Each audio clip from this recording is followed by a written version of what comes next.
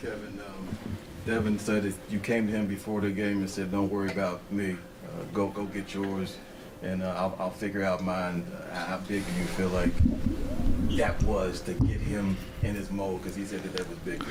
Yeah, I mean, I feel like that's been my approach since I've been in the league. Like, I'll figure it out. I can fend for myself. You don't got to force feed me the ball or put me in my spots. I don't need a point guard to set me up. Like, I can find out how to be aggressive and make an impact on the offensive side. So as much as everybody can be aggressive without having to focus on trying to get me the ball or our best scorers the ball, if we aggressive and just make the right play, the ball is going to find us. So that's usually the approach we all have.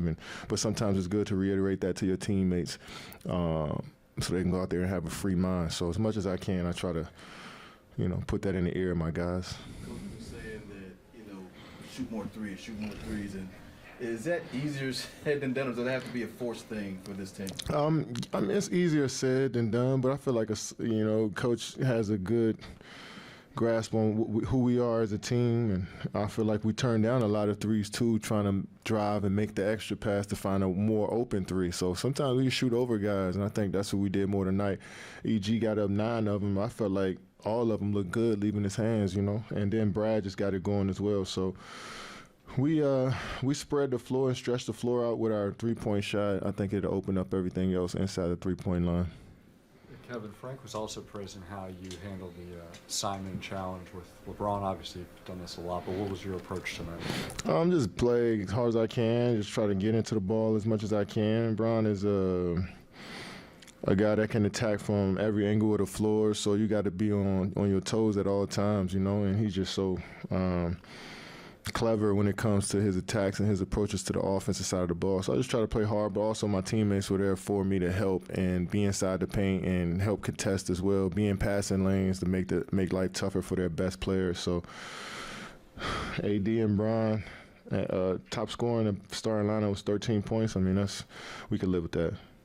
Kevin, it's obvious that once you guys are actually out on the court together, all three of you, that you're going to get more comfortable with each other, you're going to know each other better. What in particular, though, in what ways has that shown up the most to you? I mean, we had games where, it's clicking for us on the offensive side of the ball, but I think defensively when we're talking to each other and understanding where we all need to be on the defensive side of the ball, then the offense has become easier. So I just feel like we got to be on the string more and have a little bit more togetherness on the defensive side of the ball, and that'll feed into our offense. Kev, I got to give you a lot of credit. Every time I see you, it's high efficiency every single time. Every year it's high efficiency. But I've been talking to a lot of high school players, and they bring your name up in terms of someone that they look up to. What can you tell them in terms of, playing in small space, being able to get separation, and then also not being able to need a screen every time, being able to score and not bring the double team to you? Yeah, it's all about fundamentals.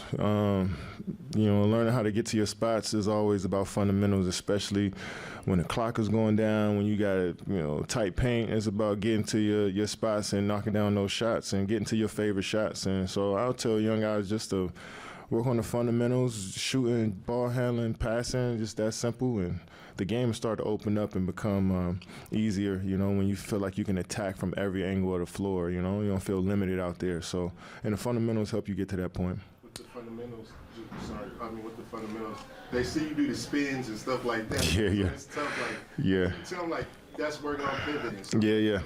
In terms of that, what can you tell them? Because people see you do the trickery stuff. Yeah. They're trying to figure that out. Yeah, I mean, it's just working on my balance mentally a lot, being able to, keep myself centered when I'm making moves and, and when I get into an off-balance shot, I can lean on, one legs and, shooting off my right leg or fading away because I work on it. But to the core of it, I'm working on my jump shot. I'm shooting those spin shots, but at the end, I'm still following through on my shot, shooting closer to the rim, not always coming in there and just shooting threes, So that's more of an advanced way of warming up because I've been in the league so long, but it started off just catch and shoot.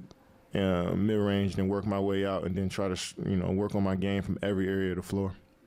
Kevin, when you look at just the way Brad played tonight, I know that took 10 threes and made 8. That's the stat number. But as far as how he actually played, what stood out to you the most? Yeah, I mean, he got to whatever he wanted. He was a screener, got to play in the pocket, was able to knock down catch and shoots off the dribble, in the mid-range, off the dribble from the three, catch and shoot three. I mean, so he had his whole bag open tonight. And when he's unpredictable in his attack, it just makes the game easier for everybody else. Kevin, when you finish a game like this, do you go back in the locker room believing like this is sustainable, this is who we are, we can do this? Like, yeah, I mean, when you put some good stuff on film, you try to. The hardest part about doing that in NBA is being consistent as a basketball player. So, yeah, we see that stuff on film, and we want to, try to emulate that as much as possible. But it's easier said than done. But it's good to put that stuff on film so we can understand what's our best and what it looks like. Last three, 1, 2, 3. Oh, hey, Kevin. Speaking of Brad's bag of tricks, he was that in and out dribble. I think he had 4 straight lefty in and outs. I saw you in particular went pretty nuts on the bench. What was it about that move that excited you so much? Well, yeah, Austin dancing. He had Austin leaning back a little bit off balance, and that's always exciting.